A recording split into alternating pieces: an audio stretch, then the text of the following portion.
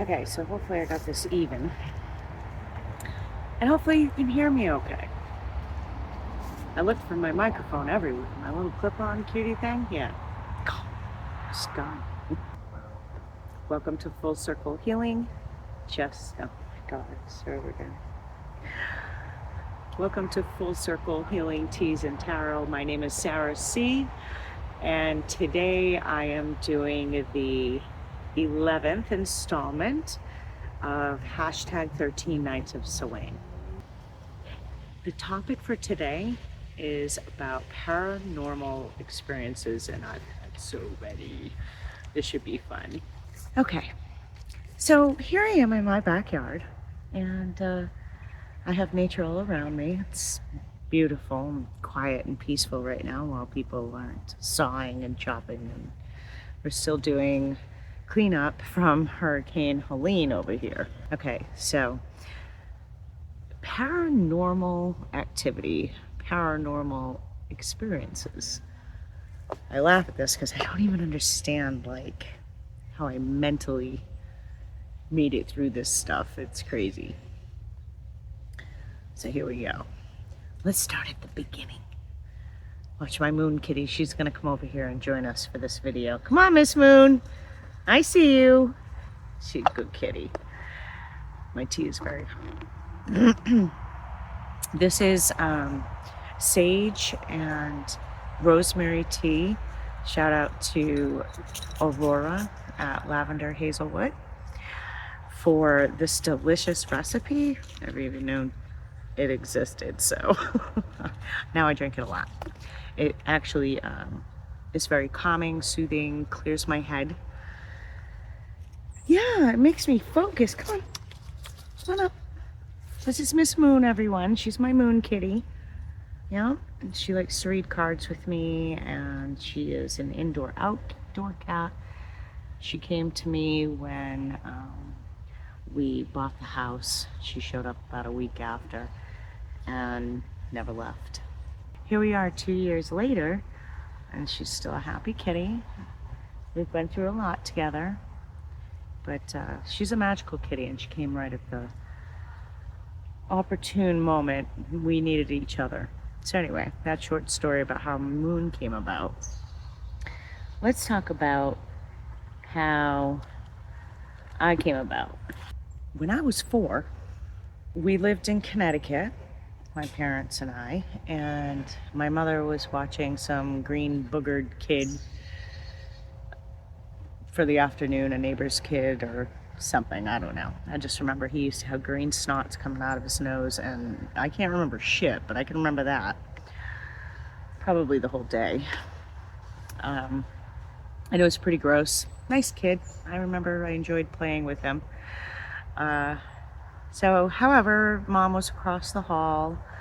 I'd like a townhouse, and the bedrooms were upstairs. So Mom was in her room, and me and the boy were playing in my room. I remember we were sitting at like a little table, like a kid's table with kids' chairs, doing something, I don't know.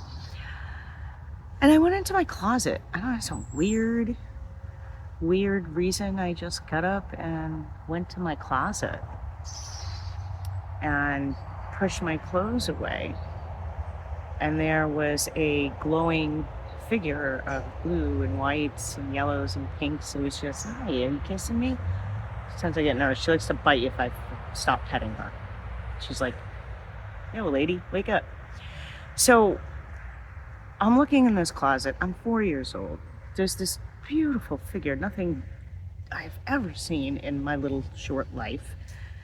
It was soothing, comforting, and scared the shit out of me. So as I stood there for a moment and I can hear the boy calling me in the background, it was like I was like frozen, just staring into my closet, you know. To anybody else that can't see this, then what am I staring at for so long? So after I was kind of like broke out of that trance, I ran down the hall to my mother's room screaming bloody murder, and I told her about what I seen. And that was my first memory of being able to see spirits. I didn't understand it ever in my childhood because I didn't have the right teachers, mentors, guides, any kind of guidance at all. So they did the best they could, but I kind of just figured shit out on my own. So that was my first experience. Let's see.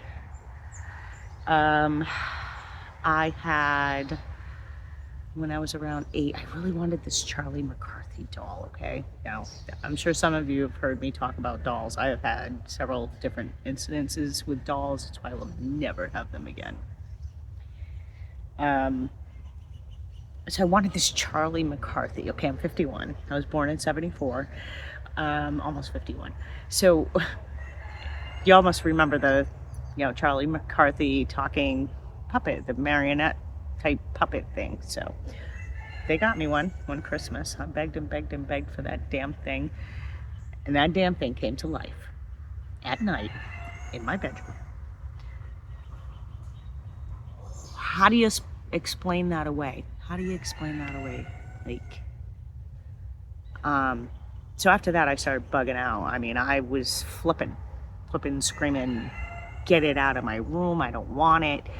My parents were pretty hot about that because why? Well, they just spent money on a good Charlie McCarthy that I refused to play with because the fucking thing came alive at night.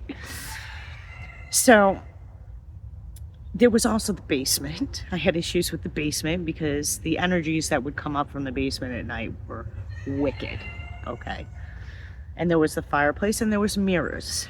And I always saw things in the mirrors when I was a kid, and I would feel and see things in the fireplace, down the cellar stairs. So the fireplaces had to be covered at night. The mirrors had to be covered at night. They could not close the cellar door because we had a wood stove down there and the heat rose and helped warm the house during the winter, save money, plus the cat's foods and bowls and all that were down there. So I would go down into the cellar every now and again, and I was a sneaky ass kid, so I would take a screwdriver from my dad's workbench and unscrew the screws out of the hinges and open the doors to see what we got for presents. Yeah, I did that a couple of times. Well, I did that once, and there laid Charlie McCarthy. So he was still in there, and I'm telling you, man, like, if I couldn't have shut that door quicker and screwed the screws back in there, I don't know, I was 8, 9, 10, something like that. I was young, very young. And that was something else. I don't know what exactly they did with it later, but I know I was bugging because they didn't remove it from the house, period. I think they thought maybe I'd get over it. Another let's cover the mirrors thing and humor her thing, but no. All right, moving forward, let's see. Teenage years, okay. I mean, I continue to have dreams and this and that, and visions, and yeah. As a kid, this was pretty messed up. Like, I was so messed up. Going to my teenage years, okay? So, here I am making a Ouija board at 13 years old in my shop class. Like, we had a project that we wanted to do. I wanted to make a damn Ouija board, man. I got the stencil. I did that thing. Was beautiful, and it worked. Someone that was highly gifted and not schooled on how to use those gifts, I played around. Curiosity got this cat, man, let me tell you. Yes, Miss Pretty, it did. I played with it, and I believe that I brought in some entities that should not have been there. I didn't know how to protect myself back then.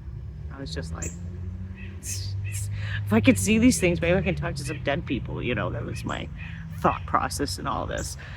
But I didn't know how to protect myself, and I didn't. And I swear it was like a black cloud over my life for so many years. One day I was playing with some friends, some classmates and friends outside of school, and I'm sure a lot of you have heard of this.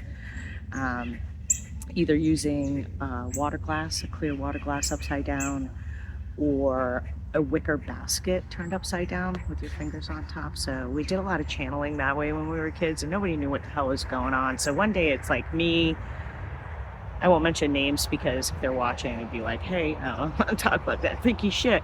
But a couple of my junior high school friends were at my friend's house one day after school, and we started messing around with this wicker basket. Just popped it off the wall and said, hey, let's check this out. You know, I was the witchy one.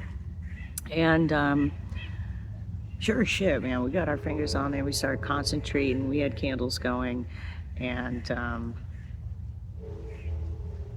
the basket started turning in circles on the table, and then it started going faster and faster and faster and faster until the thing flew out from underneath our fingertips and off the table. I mean, it was late, but you know, the 80s, early 90s, you know what I'm saying? Like those little medium-sized wicker baskets that I think every mom and grandma had on their walls in the kitchen somewhere. One of those.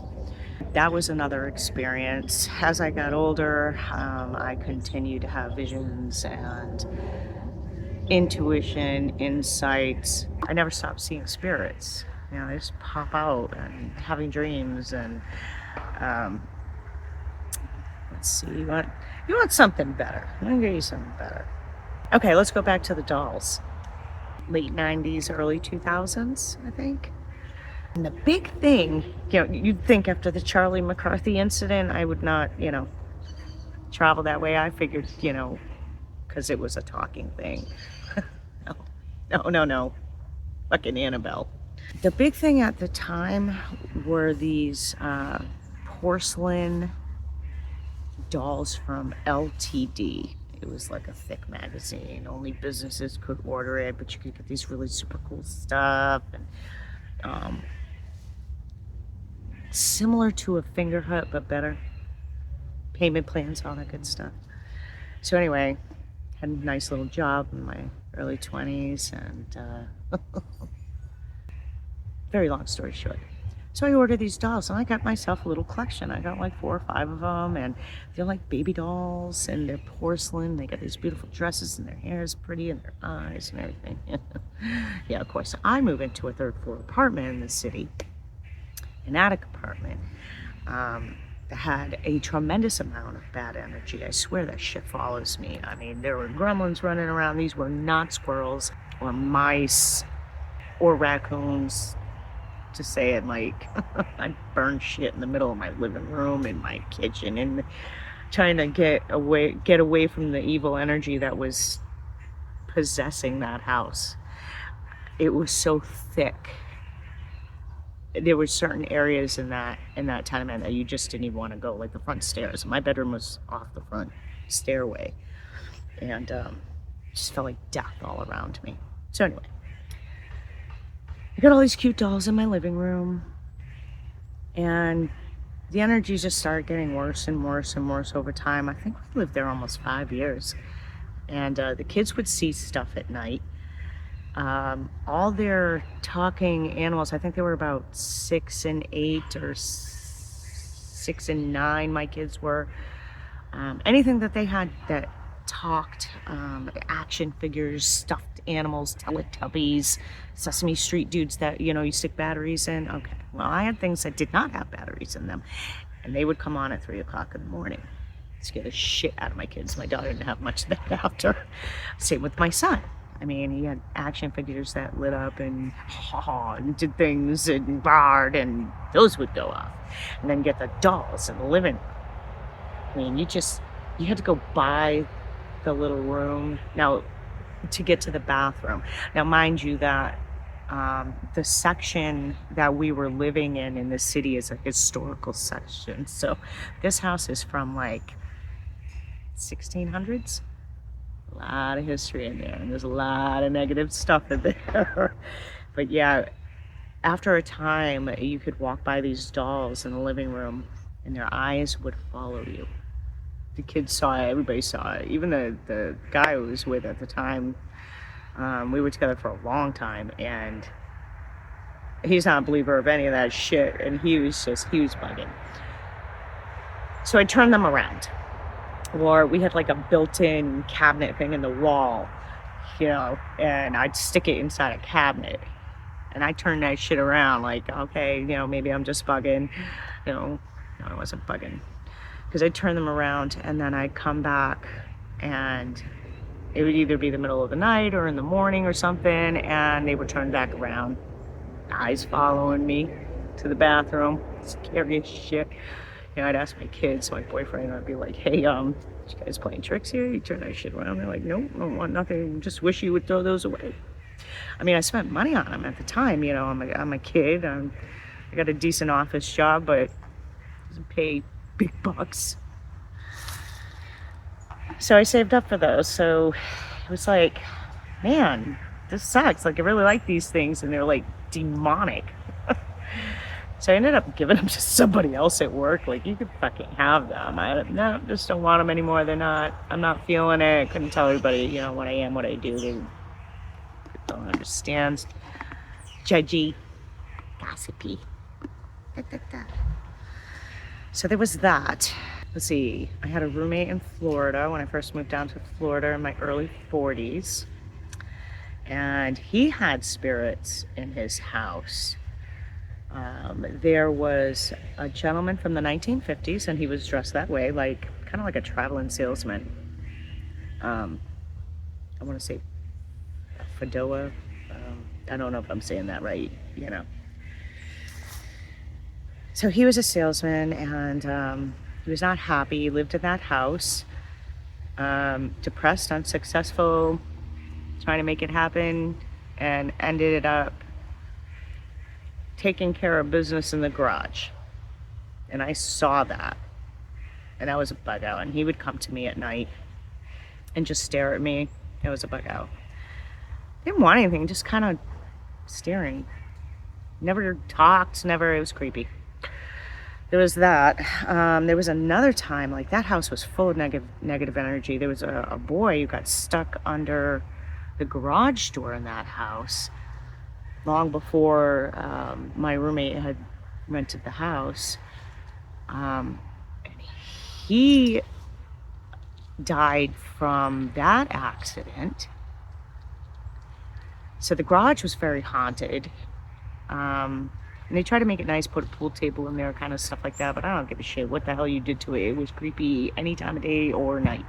The energy in there was thick. I could cut it with a knife. I'd see orbs around there all the time. Thick energy. And a lot of it not good. So one night, I was watching the house.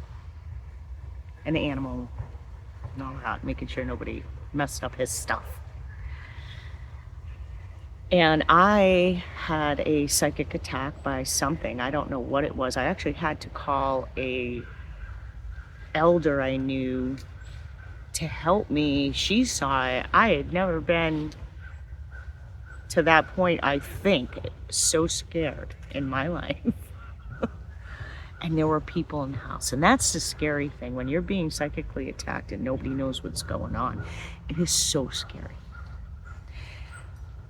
Anytime I have negative energies, it's all around me. You can feel it.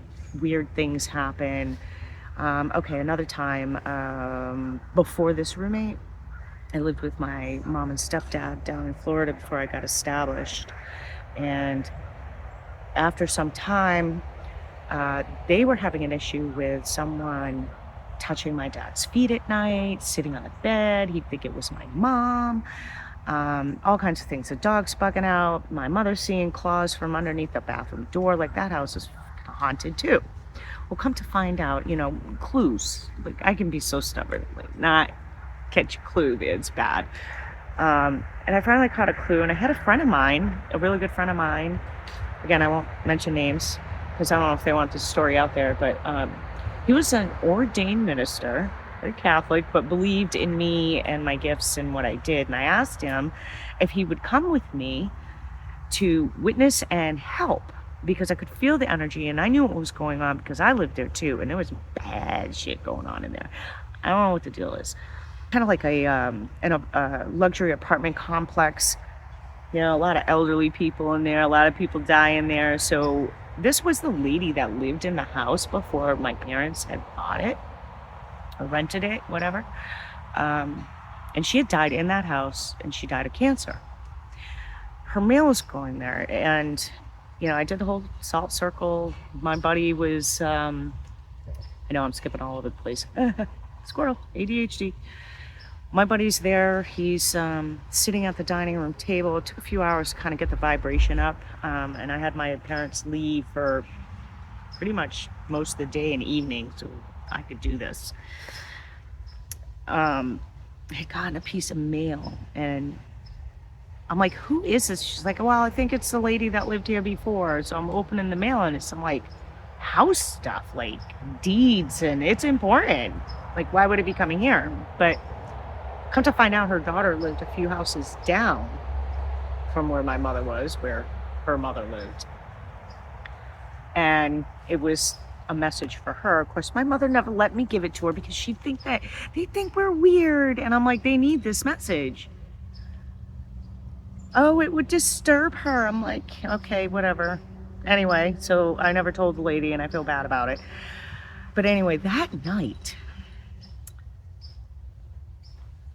me and my buddy sat there in my parents' house, and I'm in my salt circle, and he's hearing screaming loud, like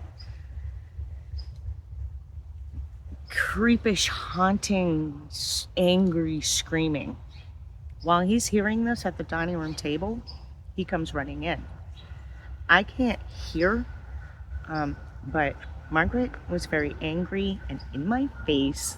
I'll say scary ghost face because that's what I refer it to. It's like a scary ghost face just come out of nowhere.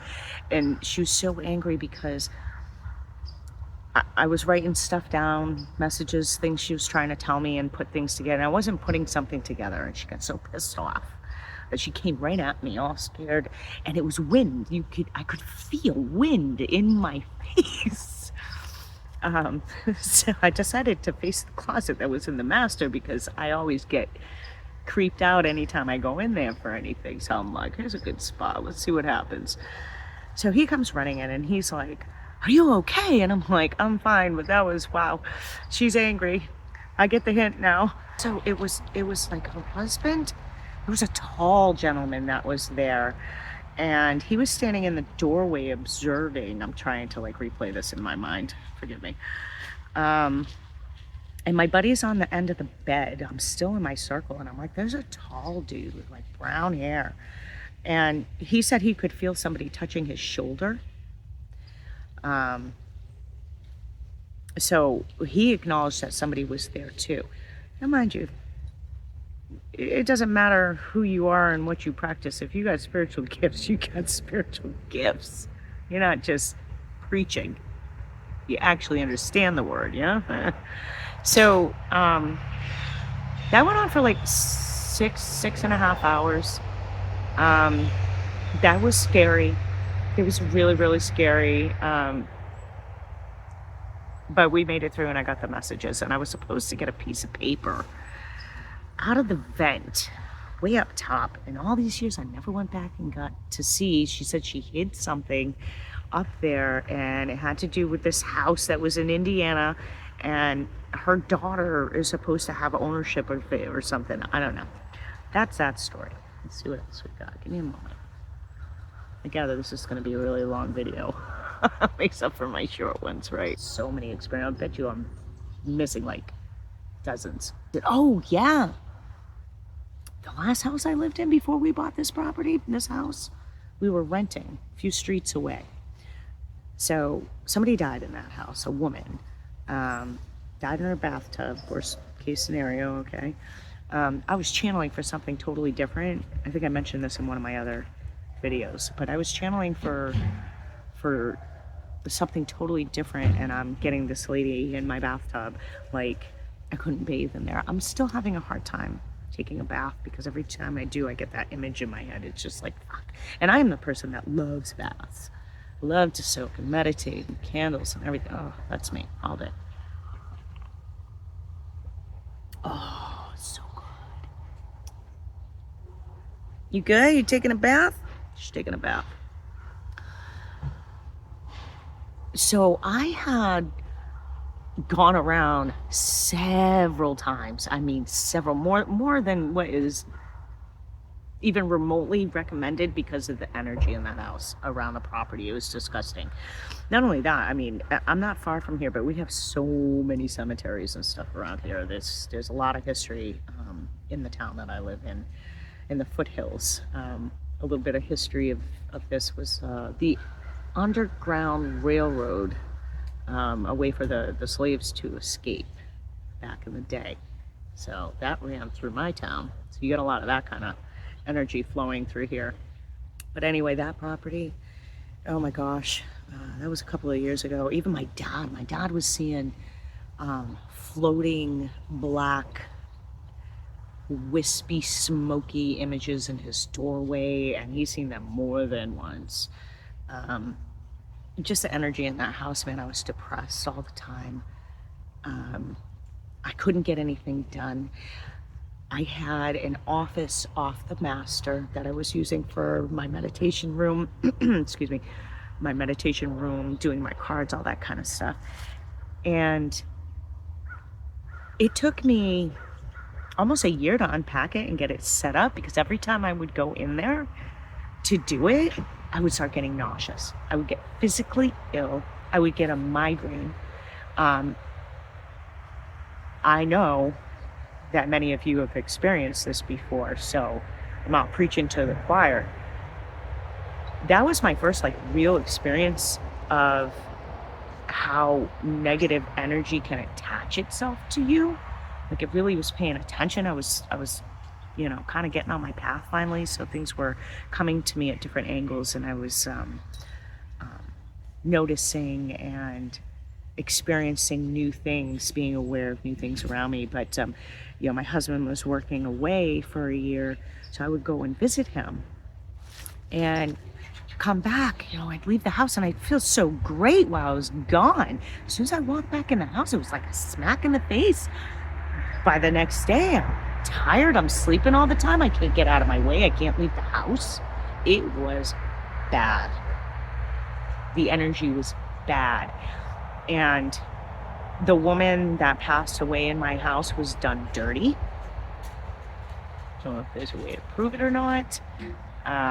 Some other shamans and witches have also confirmed that for me, with me. And I actually had to have my best friend come over to help me finish moving the very last of the stuff out of there, because I couldn't deal with the energy. I had smudged that place so much, the property, the house, everything. It was so disgusting. She's like, leave it all there. And I'm like, no, it's no, I just can't do that. Wow, that was, even in the house with the dolls, and the little gremlins upstairs, in the attic part, this was something else. I was physically ill. I couldn't get out of my own way. Bad thoughts, bad feelings all the time. It was a struggle to get up and put makeup on. And this isn't just depression. This was entities. And I don't think it was just that lady. I think there was more things that went on in that house than I was able to see. But she needed me to see. I almost wanted to reach out to her daughter, but I don't want the drama. She's got a couple of daughters, and it's like, I don't want the drama. Nobody stays in that house. Nobody lives there more than 2 years. I was told that by the neighbors, and there's been the people that were living there after us already moved out. It's just the constant turnover. They can't keep anybody in that house for long. It's disgusting, that energy.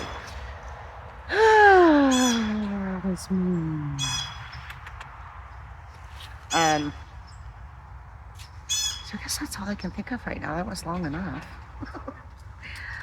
Thank you for joining me for hashtag 13 Nights of Samhain, episode 11, talking about our paranormal experiences.